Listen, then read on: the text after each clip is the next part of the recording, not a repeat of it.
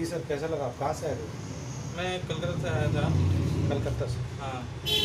हमारे बारे में कैसे पता चला सर आपको? मैं यूट्यूब वीडियो देखा था, तो यूट्यूब वीडियो देखने के बाद देखा मैंने आपके बारे में सब, आप कैसे किया सब, तो मुझे अच्छा लगा देख के। यूट्यूब पे आपने बहुत सारे वीडियो देखे रहेंगे? हाँ, यूट्यूब पे बहुत सारे वीडियो देखे थे। तो आपने, मेरा नज़दीकी कोई नहीं था, मतलब मैं मुंबई में रहता हूँ। हाँ, आपने रेट भी चेक किए रहेंगे सब जगह? हाँ, रेट भी चेक किया तो देखा मैंने, बहुत रेट है सब मार्केट में बहुत रेट था। हमारा रेट आपको सबसे कम लगा सर? हाँ, कम लगा सब। सिर्फ 6,000 रुपये में आपका जो काम किया हमने, कैसा लगा सर आपको? हाँ, बहुत बढ़िया है। अच्छा लगा आपको? हाँ, बहुत अच्छा है। कॉन्फिडेंस लेवल लग रहा है आपको? हाँ, वो तो लग रहा है। हाँ, धीरे धीरे आपका लेवल और बढ़ेगा। धन्यवाद आपका, आप हमारे पास आए।